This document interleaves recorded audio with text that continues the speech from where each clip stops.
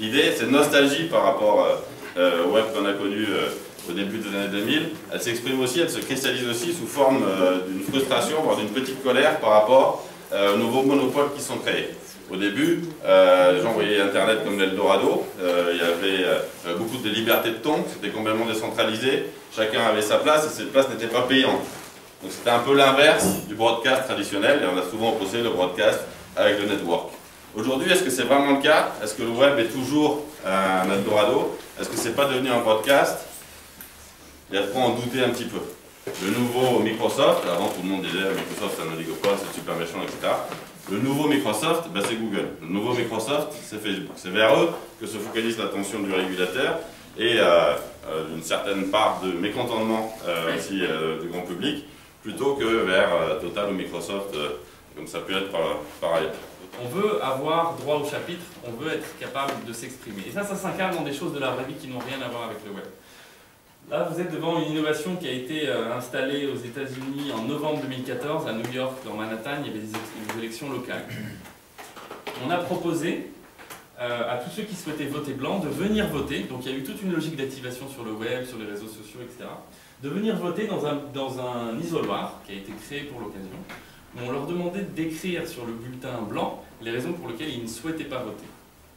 Toutes ces réponses ont été récupérées, diffusées ensuite sur le site lancé par ces étudiants en design. Il y a eu une logique d'activation derrière, on leur a donné des badges, à la fois électroniques et physiques. L'idée étant de donner une voix au chapitre, de matérialiser cette voix de ceux qui se taisent et qui souhaiteraient participer au débat. Alors, il y a des exemples purement technologiques, comme celui-ci de réaction. Vous avez peut-être entendu parler d'Amazon Killer, ça vous dit quelque chose? Non. Amazon Killer vous propose d'utiliser le service d'Amazon pour identifier un livre qui vous intéresse, mais sans l'acheter sur Amazon. En fait, c'est l'anti-Amazon. Autrefois, vous allez, enfin même peut-être encore aujourd'hui, vous allez dans une librairie, c'est un comportement de plus en plus répandu, vous identifiez un livre qui vous plaît, vous lisez la 4e de couverture, le truc vous intéresse, vous le reposez sur l'étal, vous sortez de la librairie, vous allez sur votre ordinateur, vous l'achetez sur Amazon. Ça, c'est un comportement assez, en tout cas, qui devient classique.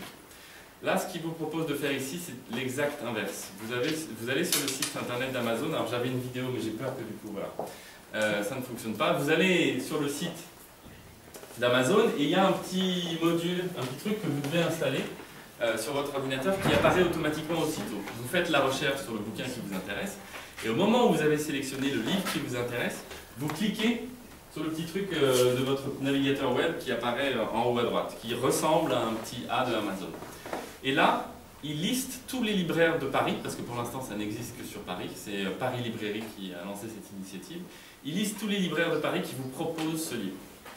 Il est capable bientôt, il sera capable bientôt de vous géolocaliser et de vous dire bah, tu peux te rendre dans cette librairie pour l'acheter et ne pas nourrir le business d'Amazon derrière. Donc voilà, on est dans cette idée aussi de reconnexion, de lien, de physique qu'on voit de plus en plus. Effectivement, il y a une primo gagnant, c'est-à-dire que le gagnant étant toujours le gagnant, c'est ce qu'on voit sur les sites médias où l'article le plus lu est toujours l'article le plus lu.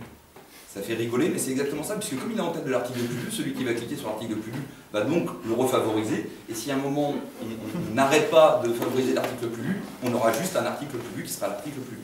Ça se fait de manière exponentielle. C'est exactement comme c'est structuré. Le seul élément de Google, c'est que Google change les règles régulièrement. Alors en général, le changement des règles de Google, il n'est jamais fait par accident. C'est-à-dire qu'actuellement, si vous voulez avoir un bon référencement naturel, donc le seul qu'on pourrait ne pas payer, qui éventuellement par un hasard mystérieux vous permettrait de remonter de la 12 millionième place à la première place, c'est de bien appliquer la règle de Google. En ce moment, il faut mettre HTTPS parce que c'est sécurisé. Ça, c'est bien pour l'Internet. On va mettre une version mobile responsive parce que ça, c'est bien pour l'Internet. Alors, maintenant, on enlève les deux éléments de ça, c'est bien pour l'Internet. HTTPS, pourquoi? Parce que Google est en guerre avec les États-Unis pour savoir s'ils ont le droit de récupérer ou pas le contenu de Google. Donc comme c'est sécurisé, c'est crypté, quand c'est crypté, plus personne ne peut le lire. Donc Google, il aime bien quand on peut pas lire. Parce que d'un point de vue strictement pour vous, le S, ça veut dire symboliquement sécurisé. Vous allez voir Heartbleed, qui est une faille sur OpenSSL, et vous avez Freak actuellement, qui est l'autre faille. C'est pas du tout sécurisé pour vraiment vos données. De toute manière, il y avait un article là ce matin sur Facebook, où les ingénieurs de Facebook ont accès à vos comptes sans vos mots de passe. Donc l'idée que votre Facebook ils sont un HTTPS, demandez de qui se protège.